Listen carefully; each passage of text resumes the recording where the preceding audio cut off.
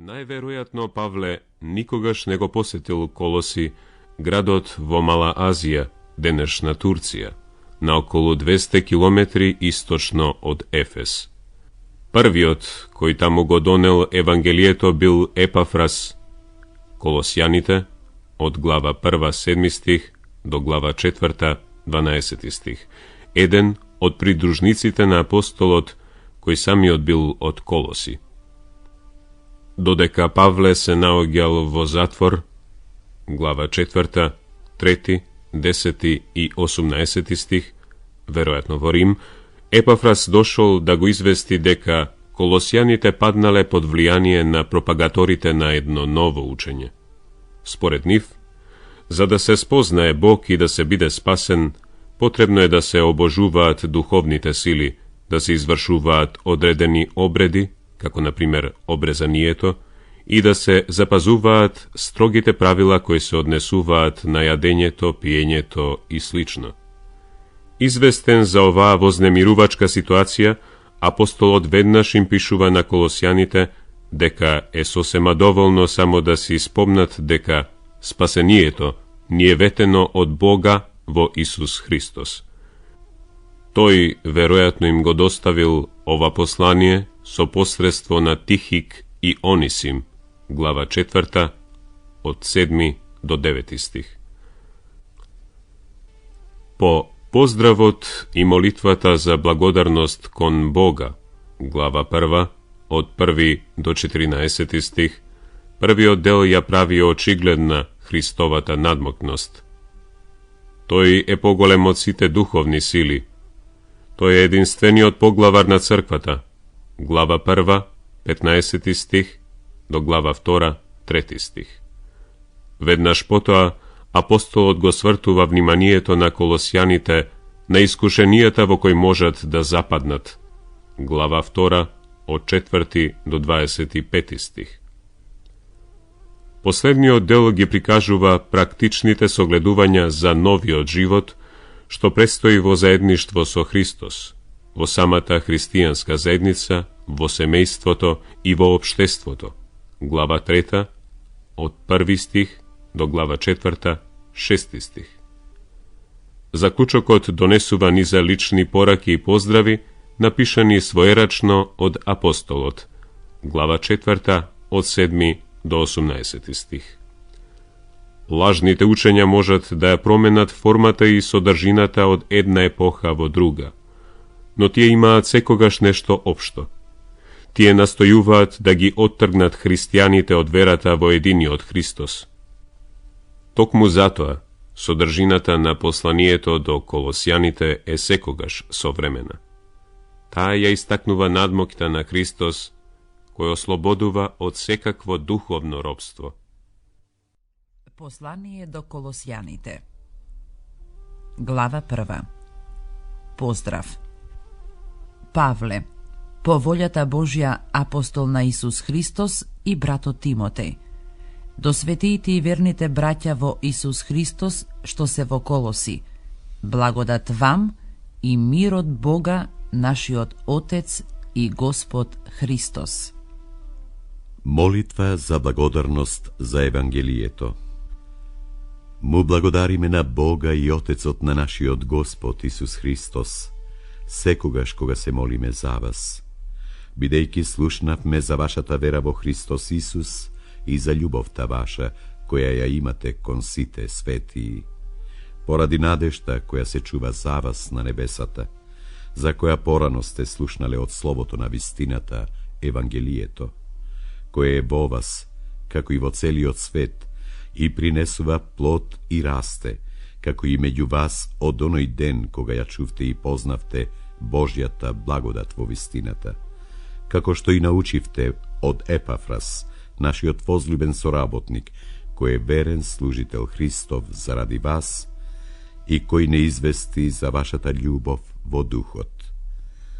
Затоа и ние, од оној ден кога го чувме тоа, непрестано се молиме и сакаме да се исполните со познание на неговата волја во секоја мудрост и духовно разбирање, та да постапувате достојно за Бога, угодувајќи му во се, Prinesuvajte plod vo sekoje dobro delo i da rastete vo poznanijeto na Boga. Ukrepuvajki se so sekakva sila preku negovata slavna moć, za sekakva trpelivost i velikodušnost so radost. Blagodarejte mu na Boga i Otecot, koji ne napravi sposobni da učestvujeme vo nasledstvo to na svetijite vo svetlinata. Ne izbavi od vlasta na temninata i ne bovede vo carstvo to na svoj otvozljuben sin, bo kogo imame otkup preku krvta negova i prostuvanje na grebovite. Личноста и Христовото дело. Тој е слика на невидливиот Бог, првороден пред секое создание, бидејќи преку него е создадено се што е на небесата и што е на земјата, видливо и невидливо. Било престоли, било господства, било началства, било власти, се е преку него и за него создадено. Тој е пред се и се во него стои. И тој е глава на телото, односно на црквата. Тој е почеток, првороден од мртвите, за да има првенство во се. Бидејќи во него благоволи Отецот да ја насели сета полнота и преку него да измири се со себе, или земно, или небесно, творејќи мир со крвта на неговиот крст. И вас кои некогаш бевте отуѓени од Бога и непријатели поради помислите кон лоши дела, сега ве примири во телото на неговото тело, преку неговата смрт, за да ве представи пред себе свети, непорочни и без вина. Само ако останете во верата тврди и непоколебливи и бидете неотклонливи од надежта на Евангелието што го чувте, кое е проповедено на секое поднебесно сознание и кому што јас, Павле, му станав слуга. Павловата дејност како слуга на црквата. Сега се радувам во своите страдања за вас и го пополнувам недостигот од Христовите маки во моето тело за телото негово, кое е црквата. Нејзи станав служител по Божја наредба, што ми е наложена мене за вас, за да го исполнам Словото Божјо. Тајната, скриена од векови и родови, а сега откриена на неговите светии, на кои Бог пожела да им покаже какво богатство на слава има во таа тајна за незнабожците, односно дека Христос, надежта на славата, е во нас. Него ние го проповедаме, вразумувајќи ги сите луѓе и учејќи ги со сета мудрост, за да го представуваме секој човек совршен во Христос. Затоа се трудам и се борам, зашто неговата сила со голема моќ дејствува во мене. Глава 2. Сакам да знаете во каква голема борба сум заради вас и заради оние што се во Лаодикија и во Јерапол, и поради сите кои не ме видоа лично. Нека се охрабрат срцата нивни, та соединети во љубов во секое богатство, со потполно разбирање да ја познаат тајната на Бога и Отецот и на Христос, во кого се скриени сите сокровишта на мудроста и знаењето. А ова ви го велам за да не ви измами некој со лукави зборови, зашто, макар и да сум отсутен со телото, со духот сум при вас. Радувајќи се и гледајте го вашиот ред и цврстината на вашата вера во Христос. Исполнетост со животот во Христос.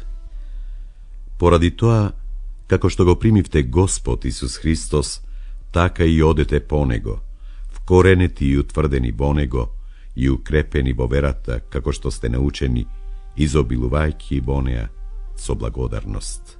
Браќа, пазете некој да не ве заведе со филозофија и со празна измама, што се потпира на човечкото предание, на стихиите на светот, а не по Христос. Зашто во Него телесно живее сета полнота на Божеството, и вие да бидете исполнети во Него, кој е глава на секое началство и власт. Во Него сте и обрезани преку неракотворено обрезание, otkako go soblekovte grevovното тело на плотта, преку обрезанието Христово. Откако се погребавте со него во крштевањето, во кое заедно со него и воскреснавте преку вера во силата на Бога, кој го воскресна од мртвите. И вас, кои бевте мртви во гребовите и во необрезанието на вашето тело, тој заедно со него ве оживи, простувајќи ви ги сите гребови, извршувајќи го ракописаниот закон, кој со своите прописи стана наш непријател, кого тој го зеде од средината и го прикова на крстот. И откако ја зграби силата од началствата и властите, тој ги изложи јавно на позор и славејќи ја во себе победата над нив. Па така, никој нека не ве осудува за јадење или пиење, или за некој празник, или за млад месец или саботи. Тоа е само сенка на она што доаѓа, а телото е Христос. Никој своеволно да не ве мами со смирена омудрост и служење на ангелите, впуштајќи се во она што не го видел, гордејќи се залудо со својот телесен ум, и не се придружи кон главата, од која целото тело, поддржано преку зглобови и врски, расте со растење според Бога. Да се умре и да се живее во Христос. И така, ако вие со Христос умревте за почетоците на светот, тогаш зошто се препирате, како уште да живеете во светот? Не се фаќај, не вкусувај, не пипај. Сите тие се определени за распаѓање, кога се управуваат според човечките заповеди и учења. Тие само наликуваат на мудрост во своеволното богослужење, во лажните понизности и во нештедењето на телото, но тоа нема никаква вредност, освен што го заситуваат телото. Глава 3. И така, ако сте воскреснале заедно со Христос, барајте го она што е горе, каде што Христос седи оддесно на Бога. Мислете за небесното, а не за земното, зашто вие умревте, и вашиот живот е сокриен со Христос во Бога. А кога ќе се јави Христос, вашиот живот, тогаш и вие ќе се јавите со Него во слава. Стариот и новиот живот.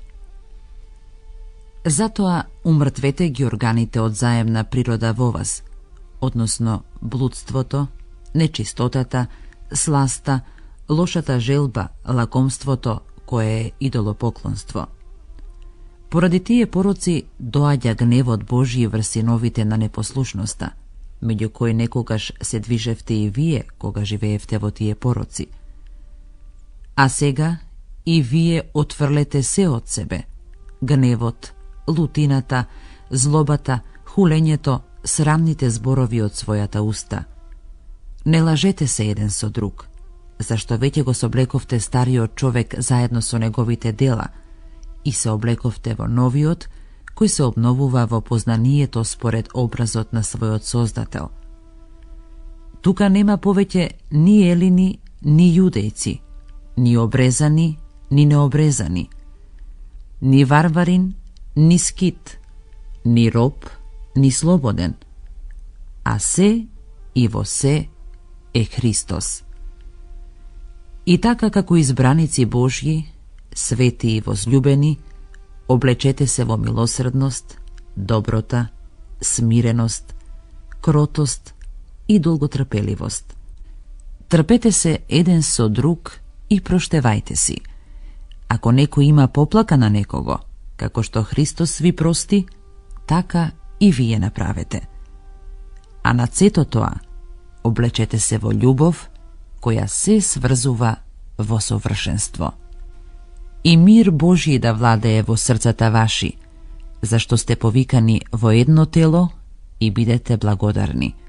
Словото Христово изобилно нека се всели во вас, во секоја мудрост да се учите и да се советувате еден друг со псалми и химни и со духовни песни, пејќи му на Господ со благодарност во срцата ваши. И се што правите со збор или со дело, правете го во името на Господ Исус Христос, благодарејќи му преку него на Бога и Отецот. Лични односи во новиот живот. Вие, жените, покорувајте им се на мажите своји, како што прилега во името на Господ. Вие, мажите, сакајте ги жените своји и не огорчувајте ги. Деца, на родителите своји бидете им послушни во се, зашто тоа му е благоугодно на Господ. Татковци, не дразнете ги децата своји, за да не паѓаат со духот. Вие, слуги, во се бидете им послушни на своите земни господари по тело. Слугувајте им не само пред очи, како оние што сакаат да се умилкуваат на луѓето, туку во простота на срцето, со страхопочит кон Бога. И се што правите, правете го од душата, како за Господ, а не за луѓе, знаејќи дека како награда ќе добиете од Господ наследство, бидејќи на Господ Христос му служите. А кој врши неправда, ќе добие според неправдата своја и нема да има пристрасност. Глава 4. Вие, господари, бидете справедливи спрема слугите своји и давајте им го она што е правично, зашто знаете дека и вие имате Господар на небесата. Препораки. Бидете постојани во молитвата, бидете бодри во неа со благодарност. Молете се исто така и за нас, за да ни ја отвори Бог вратата на проповедта да ја разгласуваме Христовата тајна, поради која сум и во окови, та да ја откријам како што треба да зборувам. Спрема надворешните, однесувајте се благоразумно, ползувајќи го времето. Зборот ваш секогаш да биде благодатен, зачинет со сол, за да знаете како треба на секого да му одговарате. Последни поздрави. Што се однесува до мене, се ќе ви соопшти Тихик, љубениот брат и верен служител и соработник во Господ, кого нарочно поради тоа го испратив кај вас, за да разбере како сте и да ви ги утеши срцата ваши. Заедно со Онисим, верниот и омилен наш брат, кој е од вас, тие ќе ви раскажат се што станува овде. Ве поздравува Аристарх, кој е затворен со мене, и Марко, внукот на Варнава, за кого добивте заповед. Ако дојде кај вас, примете го. Исто така и Исус, наречен Јуст. Тие се од обрезаните и единствени сотрудници за Царството Божјо, кои ми беа утеха. Ве поздравува од вашите Епафрас, служител на Исус Христос, кој секогаш во молитвите свој се грижи да бидете совршени и исполнети со секаква волја Божја. Сведочам за него дека тој има голема ревност и грижа за вас и за оние што се во Лаодикија и Јерапол. Ве поздравува Лука, возлюбениот лекар, и Димас. Поздравете ги браќата во Лаодикија, и Нимфана, и неговата домашна црква. Откако ова послание ќе биде прочитано кај вас, потрудете се да биде прочитано и во Лаодикиската црква, а она од Лаодикија да го прочитате и вие. Кажете му на Архип: гледај ја службата што си ја примил во Господ да ја извршуваш. Својрачен поздрав од мене, Павле. Помнете ги оковите мои. Благодат меѓу сите вас. Амин.